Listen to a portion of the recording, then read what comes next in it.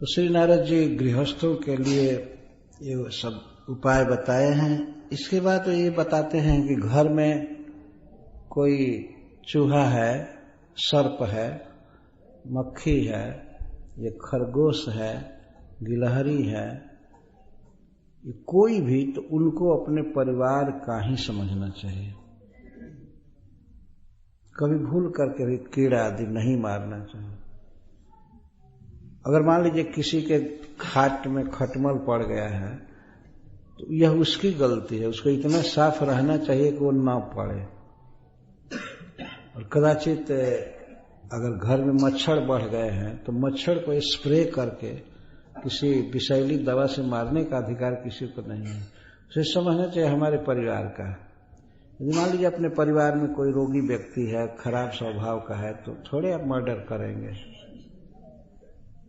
कि कोई अपाहिज लंगड़ आ गया तो क्या हत्या करेंगे? ये अधिकार नहीं है। इतना ही अधिकार है कि आप मच्छरदानी लगाइए, मच्छर से बचिए, लेकिन उसको जान से मारने का अधिकार नहीं है। अगर मच्छर को मारते हैं, चूहा को मारते हैं, तो जमराज के द्वारा हथकड़ी लगेगी, निश्चित है। तो नारद जी इसमें कहते हैं कि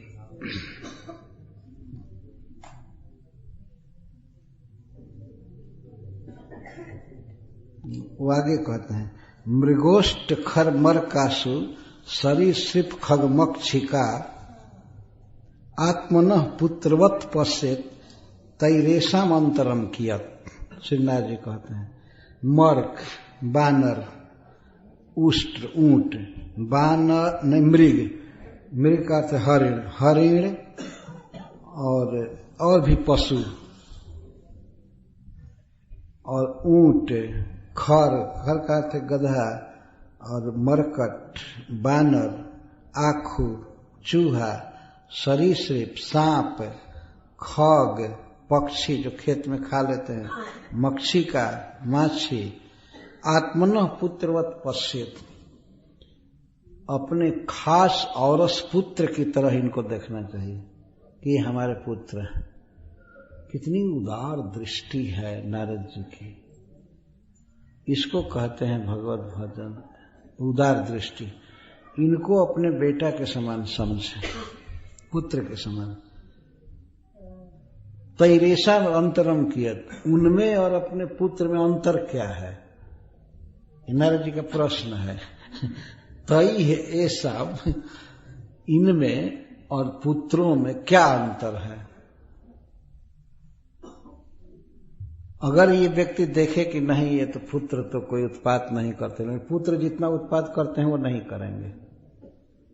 ये सब जीव, कोई भी ऊंट, बानर या गधा या पक्षी या मक्खी, क्या आपके बक्से से पैसा ले जाएगा? लेकिन बेटा तो ले जाते हैं। अरे वो आएगा, कितना खाएगा? खेत में मान लीजिए खाने लगा तो कुछ खाएगा, बस पेट भर जाएगा, चला जाएगा। केवल एक जीव है जो संग्रह करता है, वो है चूहा। फिर भी उतना संग्रह नहीं कर सकता है। धान का बाल ले जाएगा, कितना ले जाएगा, लेकिन लड़का अगर बदमाश हो गया तो कितना अनाज ढो करके बेच देगा बाजार में, है ना? और पैसा आदि लेना तो दूर की बात, बहुत ज्यादा तंग करते हैं। तो उनमें और इनमें क्या अंतर है? फिर भी बेटा को मानते हैं, है ना? और ऐस चूहा को, मृग को, चाहे बराह को, सुअर को, इनको मार देना है, या कीड़े मकोड़े, पशु पक्षी सब। ये तो ऐसे जीवों की बात की जा रही है जिनके साथ घर में कोई संबंध नहीं है, फिर भी उनको अपने बेटा के समान मानना चाहिए। और फिर गाय को, भैंस को, बैल को तो एकदम अपना स्वरूप ही समझना चाहिए। घर में गाय है चाहे भैंस, किसके लिए है? उस परिवार के लोगों के लिए है, मेंटेन करने के लिए, दूध बेच करके चाहे खा करके। तो वो तो बिल्कुल अपने स्वजन हुए।